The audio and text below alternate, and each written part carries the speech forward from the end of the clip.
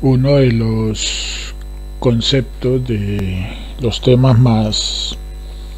sonados en el planeta por estos días es lo del cambio climático, y está muy bien. El cambio climático es una realidad que solo los idiotas o la gente muy mala, muy perversa, pues puede negar. Esto ha llevado a una serie de protestas a lo largo y ancho del planeta, especialmente en los famosos países desarrollados, primermundistas. Han salido unos niños y unas niñas en los espacios públicos, en las plazas públicas de las ciudades, especialmente europeas, y algunas también de Estados Unidos, de Australia. He visto discursos, algunos aprendidos, otros sin contenido, algunos eslogan, algunas arengas que van y vienen a lo largo y ancho pues de las redes sociales y de las multinacionales de las telecomunicaciones, que de alguna manera pues han aprovechado también este boom de protestas para elevar sus rating de sintonía o para ganar más me gustas en las redes sociales. Me parece muy bien que la gente joven, que los muchachos, las muchachas, pues empiecen a discutir, empiecen a debatir y empiecen a vincularse a este tipo de luchas. Pero también me parece muy importante entender cuál es la génesis, cuál es la causa de este gravísimo problema que es el cambio climático. Y hay que hacer un poquito de memoria, ¿no? Hay que remontarse unas décadas, tal vez unos siglos atrás, para entender cómo el pensamiento etnocentrista y eurocentrista, fundamentalmente desde hace unos 500 años, viene siendo el principal promotor del cambio climático. Todos sabemos las miles y miles de hectáreas, los miles y miles de kilómetros cuadrados que fueron deforestados para construir las grandes flotas navieras de la Armada que iban, por ejemplo, a invadir América. Todos sabemos que Islas Canarias, por ejemplo, fueron literalmente deforestadas y hasta el día de hoy no se han podido recuperar de este crimen ecológico cometido ya siglos atrás. Pero también toda la humanidad es testiga de la guerra de Vietnam, por ejemplo, cuando se bombardeaba con agente naranja, cómo se deforestaba pues Vietnam, incluso Camboya. Pero luego hemos sido testigos de cómo en la falsa guerra contra el narcotráfico en los Andes, en la Amazonía, en el cinturón del planeta, que es la línea ecuatorial, países como Colombia, especialmente Perú, Ecuador, incluso Brasil, pues gracias a las fumigaciones con glifosfato y otros herbicidas terminaron pues acabando con toda una cantidad de hectáreas, de kilómetros cuadrados de selva. También los narcotraficantes, en la medida que penetraban en las montañas y en las selvas para sembrar coca, pues producían este daño. No quiero justificar a nadie y mucho menos a los narcotraficantes, pero sí hay que tener en cuenta que si existe este comercio de la cocaína y de estas cosas es porque hay una demanda, hay una voracidad tremenda en estos países primermundistas, Europa, Estados Unidos, que son los que motivan y promueven directa e indirectamente el narcotráfico, pues al demandar cientos, miles de toneladas para el consumo diario de sus habitantes en cuanto al alucinógeno, a la cocaína. Pero no solo eso, también las grandes multinacionales de la mega minería, AngloGold Ashanti, las petroleras, las madereras, la industria farmacéutica, pues han venido haciendo ejercicios de deforestación permanentes, sobre todo en el trópico y en algunos países africanos. Su voracidad pues no tiene límite, y cuando algún pueblo originario, algún pueblo campesino se rebela contra esta usurpación, contra este atentado contra la Pachamama, contra la madre tierra,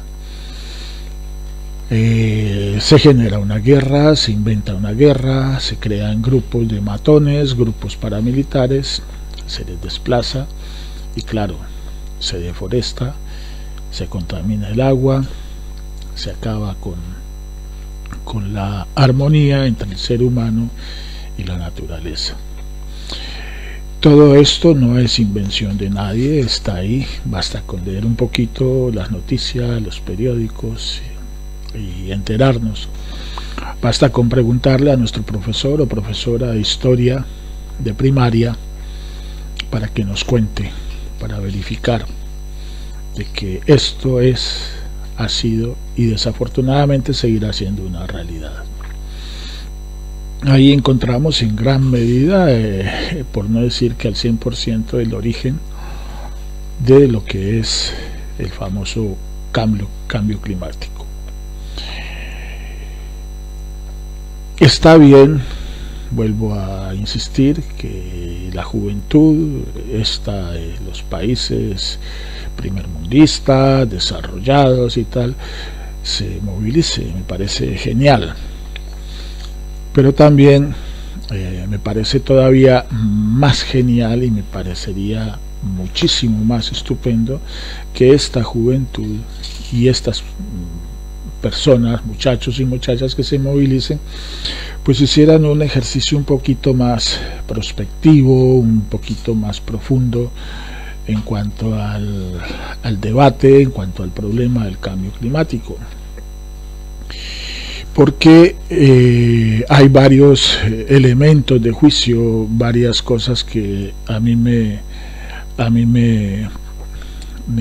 llaman la atención y de verdad me parecen feas. Lo primero es que las grandes multinacionales de los medios de comunicación, lo dije al comienzo, pues se han apropiado de alguna manera de estas propuestas y han generado así pues elevado su rating de sintonía y por tanto pues sus ingresos. Lo segundo es que se está protestando contra el cambio climático, no se protesta contra los que causan el cambio climático, contra los agentes que generan el cambio climático, contra los culpables del cambio climático. Es algo así como quien protesta contra el maltrato hacia las mujeres, o contra la pederastia, pero no protesta contra los pederastas y mucho menos contra los maltratadores. A mí me parece que ahí hay una discusión para dar. Deberíamos protestar contra quienes causan el cambio climático. Y entonces ahí sí que vamos al origen del problema y entendemos cómo la manipulación mediática, esto de hacer creer que las cosas cambian para que todo siga igual, pues funciona. Por ejemplo,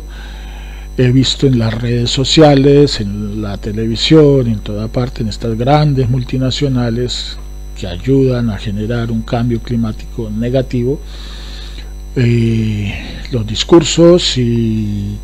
y los eslogan que ha repetido una niña, un niño, qué sé yo, en Naciones Unidas, en el Parlamento Europeo, en no sé dónde, diciendo ustedes son culpables, etcétera, etcétera. Que me parece bien que la niña o el niño pues se pronuncie. Lo que pasa es que, claro,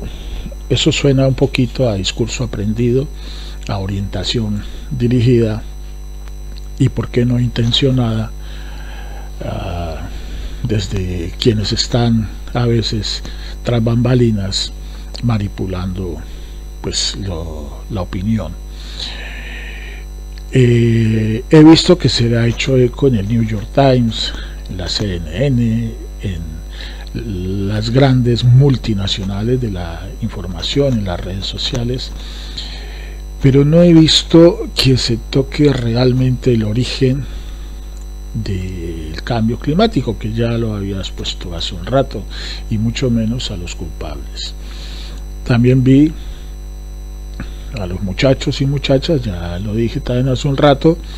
en las plazas públicas protestando e inundando las redes sociales y la nube, ojo, la nube de contenidos de protesta. Pues hago énfasis en esto de la nube porque la nube no es una tal nube, una nube como la imaginamos, no es una cosa que esté flotando por ahí en la estratosfera encima de nuestras cabezas, no, nada más tangible y nada más real que la famosa nube. La nube no es más que miles y miles de supercomputadores, muy tangibles por cierto, ubicados en un punto específico de la geografía gringa, por ejemplo, consumiendo muchísima energía, pero muchísima energía, no solo en el procesamiento y almacenamiento de nuestros datos, sino también en los sistemas de refrigeración. Y obviamente pues esto genera causas concretas, genera factores concretos que promueven el cambio climático. Como no se trata de protestar sin proponer, pues la propuesta es empezar a boicotear, a utilizar en lo posible la famosa nube. Eliminemos los correos electrónicos que no necesitamos de nuestra nube, no subamos archivos a la famosa nube, manejemos otros métodos y otros medios para ir quitándonos ese karma de la nube, porque también es de ahí de donde toman nuestros datos para manipular y para hacer fake news y para orientar, mejor dicho, desorientar al populacho para que terminen eligiendo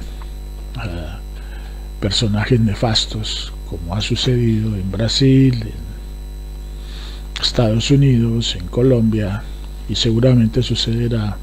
en España.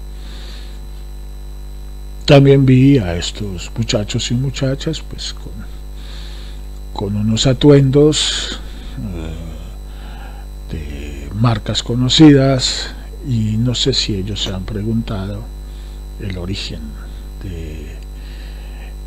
estas camisetas, vaqueros, zapatos de plástico, por cierto, entre otros, ¿no? Y a propósito del plástico, el plástico es malo, claro, muy malo, pero finalmente pasa con el plástico lo que pasa con los explosivos, con la pólvora, con la dinamita, con un martillo, con un serrucho, con un machete, con un hacha, que todo depende del uso o el abuso que se le dé. Han sido cosas concebidas para manejarlas racionalmente y de manera pues positiva para el ser humano y para el entorno. Desafortunadamente, y por intereses del capitalismo puro y duro, han terminado pues siendo utilizadas, usadas de la manera que se han utilizado y se han usado. Y claro, se empieza a hablar de plástico y grandes multinacionales, de la solidaridad con el alias o remoquete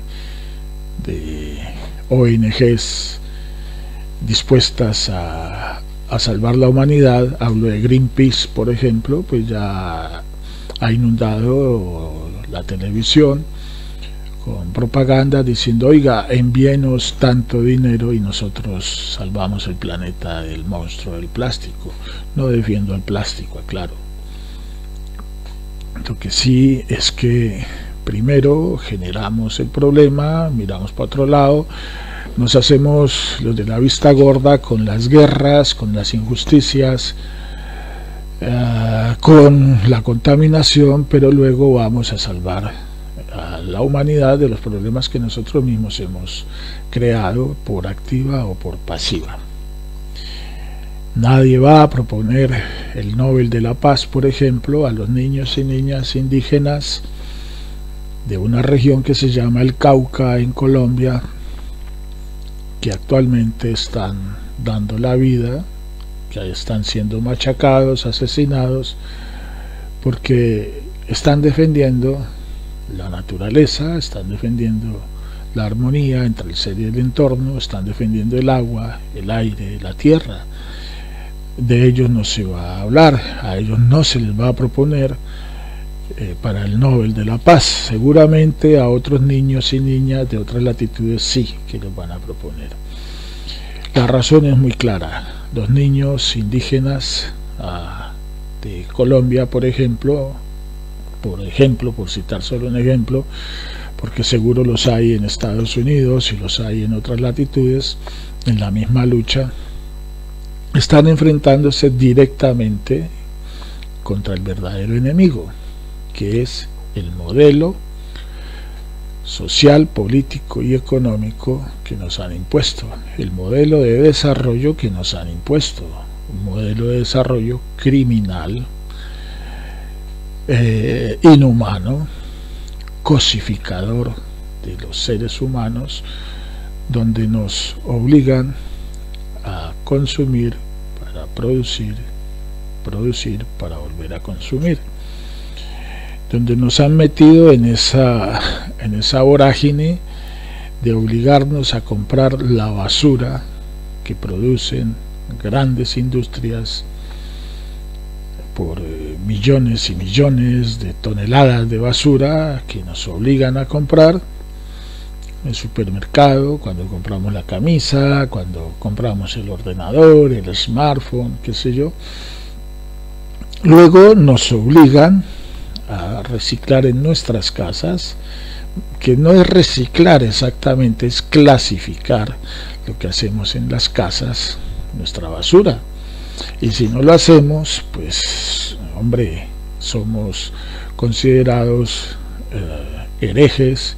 somos considerados pecadores por el sistema. Tú debes comprar basura, después debes clasificarla en tu casa, y te dicen que estás reciclando, pues resulta que no estás reciclando, estás clasificando una basura que has comprado, pero luego tienes que pagarle a una empresa privada amparada por el gobierno local casi siempre, para que recoja esa basura en la puerta de tu casa. Esa empresa a su vez procesa directa o indirectamente tu basura, esa basura que tú has comprado, que has clasificado en la cocina de tu casa, y procesa tu basura y te la vuelve a vender. O sea, es un negocio estupendo y redondo, igual que el de la caridad, igual que que sale en los anuncios de televisión. Mande un SMS con la palabra basura y Greenpeace salva la humanidad. Mande un SMS con Cayembe y le damos de comer a no sé cuántos niños víctimas de la guerra y no sé qué, que nosotros mismos, insisto, por activa o por pasiva hemos permitido y hemos aupado. Conclusión: creo que estamos oyendo cantar el gallo, pero no sabemos dónde. Conclusión: creo que si enfocamos un poquito la crítica, la protesta hacia los culpables de que se esté dando un cambio climático, creo que podemos lograr que por lo menos entendamos por dónde van los tiros. En este ejercicio de protesta tampoco escuché a nadie decir nos negamos a elegir políticos, partidos políticos que sostengan, que promuevan, que mantengan el actual modelo de desarrollo. No oí a nadie, absolutamente a nadie de los muchachos y muchachas estos y estas, y mucho menos a quienes les dirigen tras bambalinas, decir no vamos a elegir, nos negamos a elegir y a sostener gobiernos, partidos políticos y políticos que mantengan, que sostengan el actual modelo de desarrollo.